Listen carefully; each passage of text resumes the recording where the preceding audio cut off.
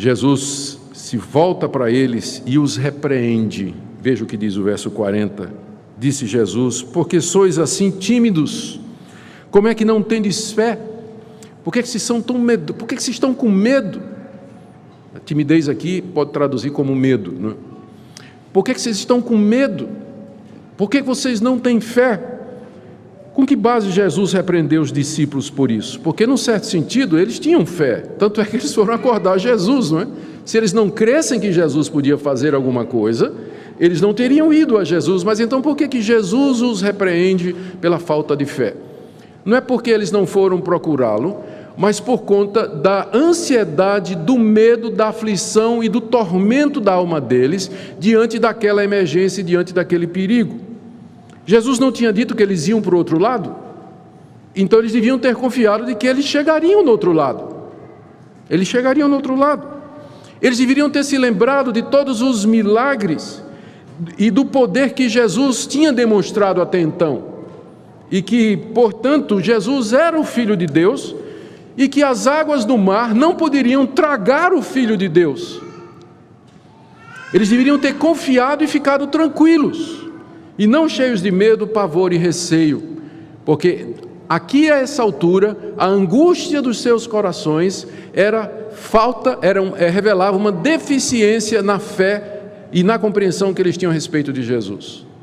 Recentemente eu publiquei nas mídias sociais um texto a respeito de ansiedade, e falando de como a gente deve procurar a paz de Deus que excede todo entendimento através da oração, aquela paz que Jesus prometeu: no mundo tereis aflições, mas tende bom ânimo, eu venci o mundo, deixo-vos a paz, a minha paz vos dou.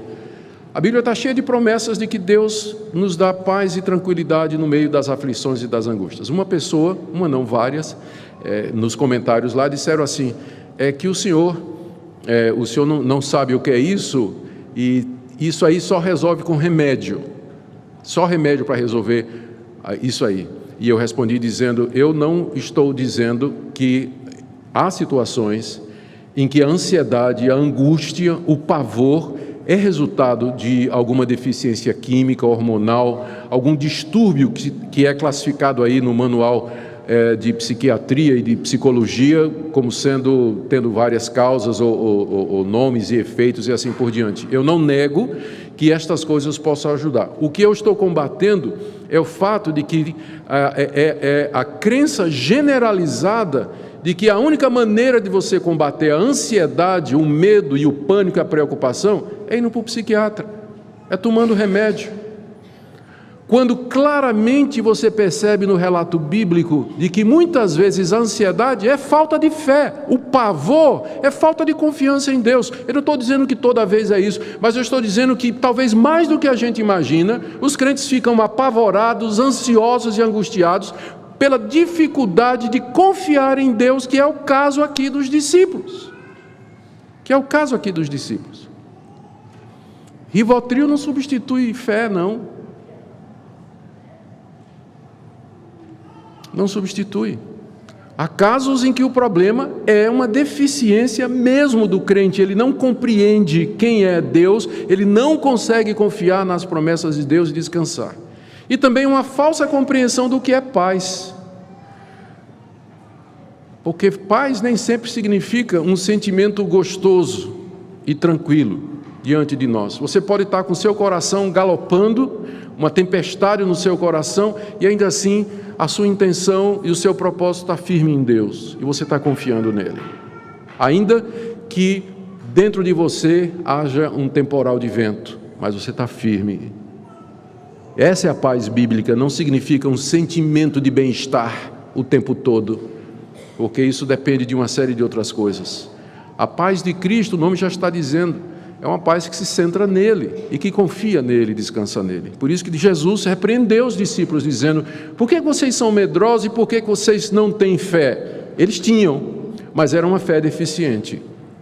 Mas era uma fé que ainda não havia compreendido quem era Jesus. E o resultado é que, em seguida, diz aí Marcos no verso 41, eles se encheram de grande temor. Lucas diz, e de admiração, né? Ficaram espantados, né, quando viram o milagre que Jesus fez e perguntavam entre si: quem é esse? Quem é esse?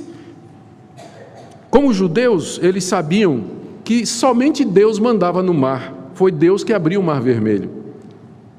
Foi Deus que mandou uma tempestade contra Jonas e depois acalmou quando Jonas foi lançado no ventre do peixe.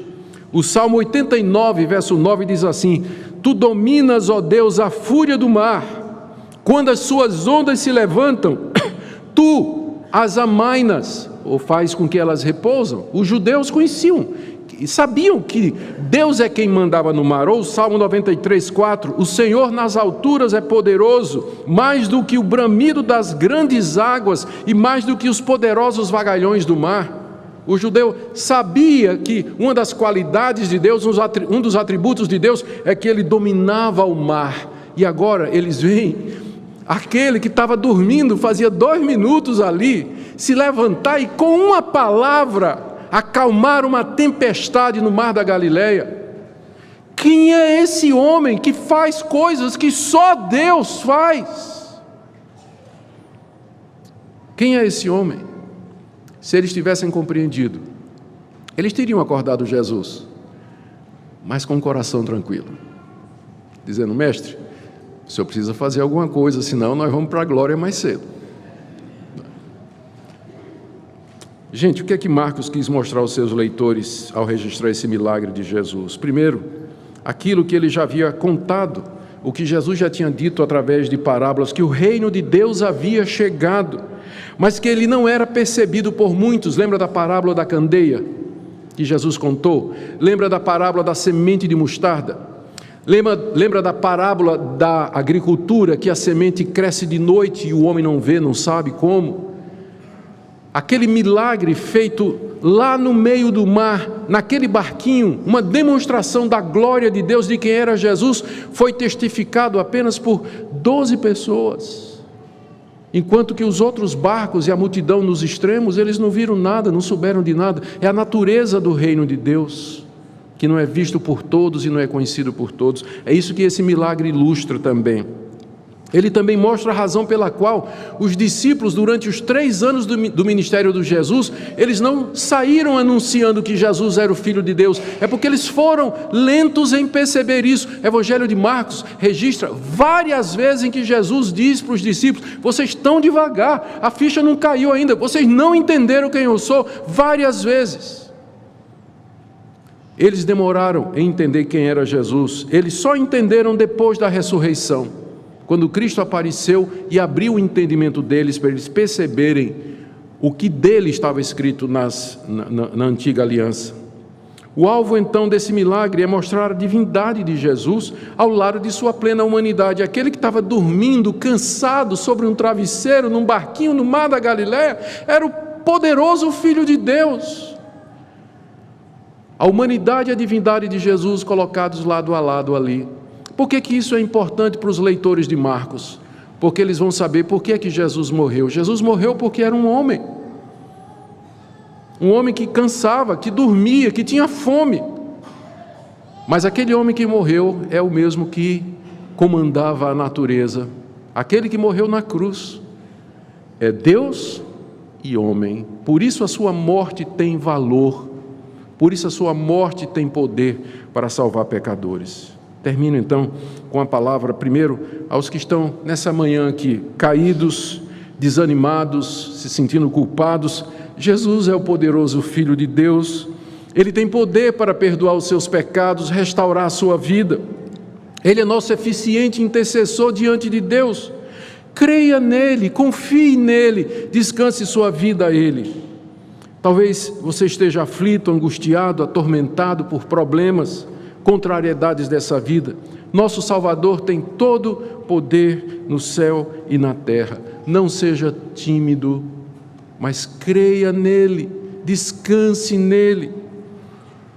E por último, para todos nós, eu creio firmemente que boa parte da angústia e ansiedade dos cristãos reflete uma deficiência na sua vida espiritual. Eu não estou dizendo que toda ansiedade tem um fundo espiritual, porque eu sei que tem casos clínicos, médicos, que precisam de ajuda médica, não estou negando isso, mas eu estou dizendo que tem, em muitos casos, é uma deficiência na vida espiritual. Falta comunhão com esse Cristo, falta amar esse Cristo, andar com Ele, depender dEle, viver na presença dEle quando a tempestade chega. E meu apelo a vocês nessa manhã é que amem a Escritura, meditem na palavra, sejam praticantes dessa palavra, façam da leitura bíblica e da oração uma disciplina diária, parte da rotina da vida de vocês, tão natural como fazer 3 refeições ou mais, porque a sua alma também precisa de alimento. E queira o nosso Deus